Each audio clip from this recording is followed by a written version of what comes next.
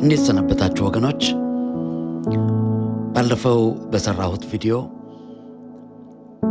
የክርስትና እምነት ማዕከላዊው መልእክት ምድራዊ ሀብትና ባለጠግነት ሳይሆን በመስቀሉ ሥራ የሚገኝ ከእግዚአብሔር ጋር የተደረገ እርቅ መሆኑን በማንሳት የብልጽግና ወንጌል ሰባኪዎች የክርስቶስን ወንጌል ከዘላለማዊ ተስፋ አውርደው በምድራዊ ምቾትና ምኞት ዙሪያ ዝቅ ያደረጉት መሆናቸውን አንስቼ ሳወራ ነበር። እንግዲህ የክርስቶስ የወንጌሉ ማዕከላዊ መልእክት ኃጢአተኞችን በንስሐና በእምነት አማካይነት ወደ እግዚአብሔር መንግሥት እንዲገቡ መጣራት ነው። ሰዎችን ለሕይወት ድህነት፣ ለነፍሳቸው ከዘላለም ቁጣ፣ ከዘላለም ጥፋት የማምለጫ መንገድ ነው። ክርስቶስ ራሱን ሲገልጥ እኔ ሕይወት ነኝ፣ መንገድ ነኝ፣ እውነት ነኝ ብሎ እንዳለ በክርስቶስ ኢየሱስ አማካይነት መንገድን ወደ እግዚአብሔር መግቢያ፣ ሕይወትን ለዘላለም ከእርሱ ጋር መኖሪያ፣ እውነትን በምንኖርበት ዘመን ሁሉ የምንኖርበትን መርህ በክርስቶስ የምናገኝበት ነው ክርስትና። ሀብታምነት ወይም ቁሳዊ ነገሮች ላይ ልብን መጣል ዓለማዊነት፣ ምድራዊነት፣ ጊዜያዊነት ነው። ለእግዚአብሔር መንግሥት ከፍተኛ እንቅፋት ሊሆን ከሚችል ነገር አንዱ ምድራዊ ምቾት ነው። ጌታችን ኢየሱስ ክርስቶስ ስለዚህ ጉዳይ ሲያነሳ ለሁለት ጌቶች መገዛት የሚቻለው ማንም የለም። ወይም አንዱን ይጠላል፣ ሁለተኛውንም ይወዳል፣ ወይም ወደ አንዱ ይጠጋል፣ ሁለተኛውንም ይንቃል። ለእግዚአብሔርና ለገንዘብ መገዛት አትችሉም ብሏል። አንዳንድ ሰዎች ሲናገሩ ገንዘብ ጨካኝ ጌታ ነው፣ በጣም በጎ ባሪያ መሆን የምንችልበት ገጽታ ቢኖረውም ጨካኝ ጌታ ነው። በአግባቡ ከተጠቀምነውና በሥርዓት ከተገለገልንበት መልካም ባሪያ መሆን እንደሚችል ቢታወቅም ገንዘብ ከጌታ ጋር እኩል ተገዳድሮ የሰውን ሕይወት ወደ መግዛት ሊደርስ የሚችል ጣዖት ሊሆን የሚችል እንደሆነ ጌታችን ተናግሯል። ለሁለት ጌቶች መገዛት አትችሉም። ገንዘብ የምትወዱ ከሆነ ጌታን ትጥላላችሁ። ጌታን የምትወዱ ከሆነ ደግሞ ከገንዘብ ጋር ወዳጅነት አይኖራችሁም ብሏል። የገንዘብ ፍቅር ጠፍሮ የያዛቸው በርካታ የወንጌል አገልጋይ ነን የሚሉ ሰባኪያን፣ ሐዋርያት ነን ብለው ራሳቸውን የሾሙ፣ ነቢያት ነን ብለው በእግዚአብሔርና በሕዝቡ መካከል ራሳቸውን ያኖሩ፣ ለራሳቸው ጥቅምና ክብር ተግበስብሰው ወይም ደግሞ ተንገብግበው የሚሮጡ ሰዎች የሁልጊዜ ስብከታቸው የክርስቶስ መስቀል ሳይሆን በምድር ላይ ሰዎች ሊያገኙ የሚችሉትን ክብር፣ ዝና፣ ምቾት ላይ ያጠነጠነውን እናገኛለን።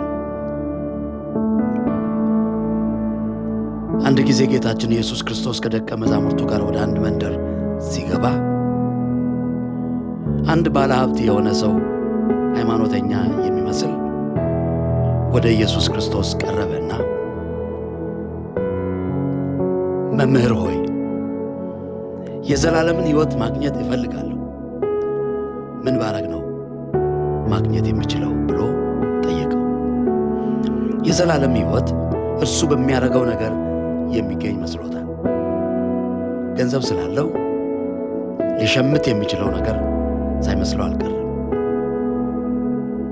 ምን ባደርግ ነው ጌታ ኢየሱስ ክርስቶስ አያይዞ ለዚህ ሰው ምላሽ ሲሰጥ ተብሎ የተጻፈውን ሕግ ሂድና ፈጽም አለው። በመፈጸም የሚገኝ እንዳልሆነ ኢየሱስ ያውቀዋል። ነገር ግን ሊፈትነው እንደዚህ አለው። ያ ሰውዬ ግን ከልጅነቴ ጀምሮ በሙሴ ሕግጋት የተጻፉትን ሁሉ ፈጽሜአለሁ፣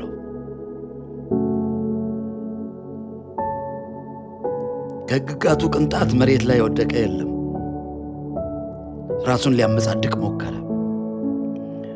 ሃይማኖተኛ ካባውን አልፎ ልቡን ሊያይ የሚችለውን ጌታ ባደረገው አቺቭመንት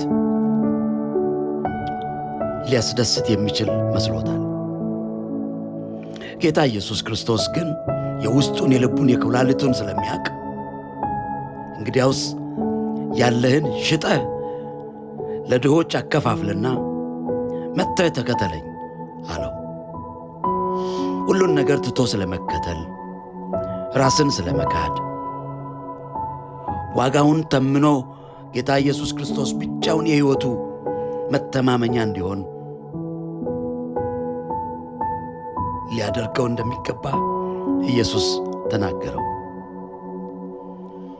ይሄ ሰውዬ ግን ያለውን ሽጦ ለድሆች አከፋፍሎ ሁሉን ትቶ ኢየሱስን አንተ መተማመኛዬ ነህ፣ ተስፋዬ አንተ ነህ፣ ትምክህቴ ባንተ ነው፣ የሕይወቴ ዋስትና አንተ ነህ ማለት አቃተው።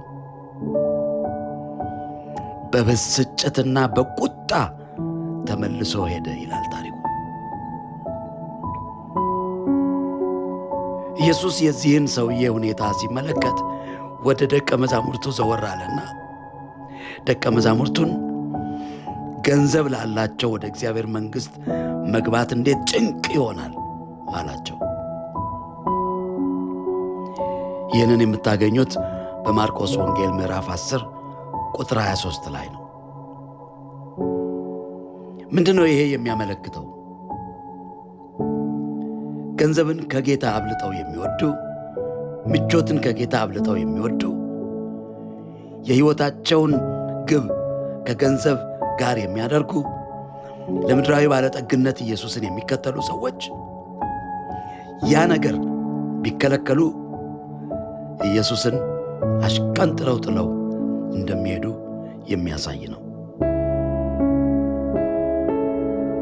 ከክርስቶስ ጋር ሊኖራቸው ከሚችለው ጉዞ ይልቅ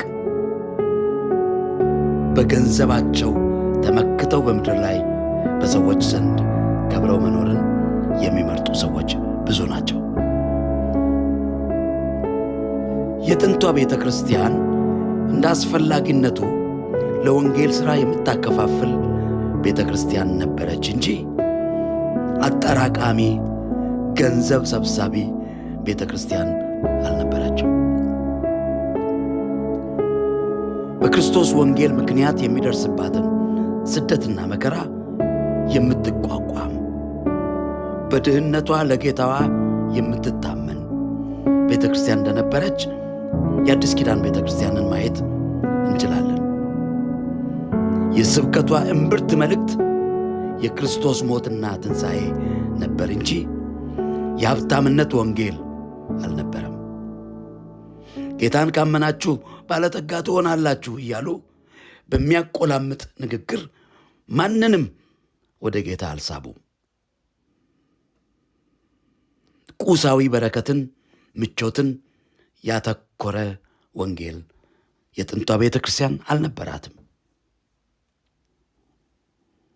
ጌታ እርሱን የሚታመን፣ እርሱን የሚከተል፣ እርሱን የሚያነግስ፣ እርሱን ብቻ ጌታ የሚያደርግ ሕይወት ይፈልጋል። እግዚአብሔር አምላክ ይህንን ሕይወት ይጨምርልን። ጌታ ይባርካችሁ።